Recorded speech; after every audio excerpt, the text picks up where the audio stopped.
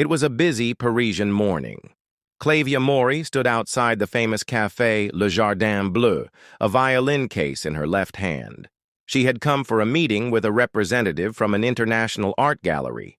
Clavia, a well-known classical musician in Paris, had everything: fame, wealth, respect. Yet today felt different, unexplainably different. The scent of fresh coffee and buttered croissants filled the café. Clavia took a seat near the window and gently placed her violin case beside her.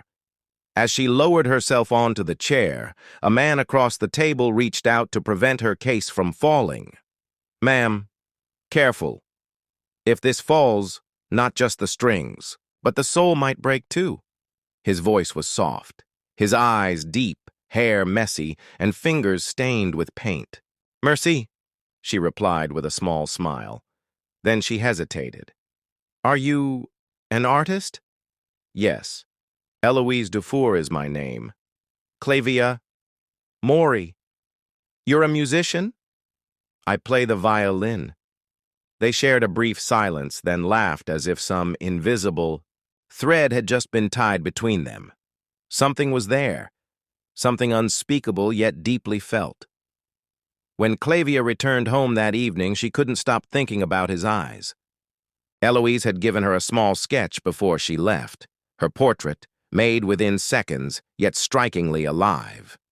That night she composed a new melody. There was something unfamiliar yet tender in its notes, something born from a brief moment with a stranger. They started meeting more often, sometimes walking through art galleries, sometimes sitting by the Seine, sipping tea, or simply strolling through cobbled Parisian streets discussing art. Many times they didn't speak, yet those silences said everything. Eloise was a quiet soul. He didn't express much with words, but his paintings screamed emotion. Clavia was drawn to his colors, he to her sound. One day she visited his studio. On one of the walls hung a large canvas, a back view of a woman playing the violin, hair flying in the wind, eyes closed. "When did you paint this?" "That day, the day we first met."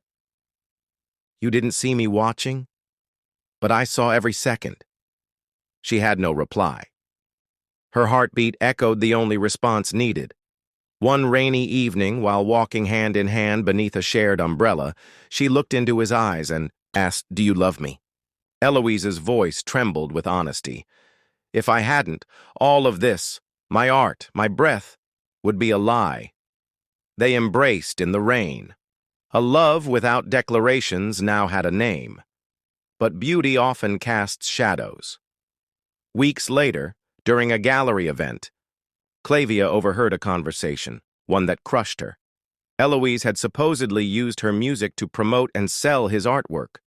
Her heart shattered. Without seeking an explanation, she distanced herself. "You turned my soul into your ladder of success, Eloise." "I never used you. I loved you, Clavia." Past tense, because I no longer have the right. And he walked away, leaving her in a silence filled with unanswered questions. 2 years passed. Clavia became a global music sensation, yet a hollow ash echoed in her melodies. Her performances bled with an unnamed sorrow. Then one day, an invitation arrived for an art exhibition titled Souffle de l'âme, the breath of the soul. The artist's name? Elias Dufour.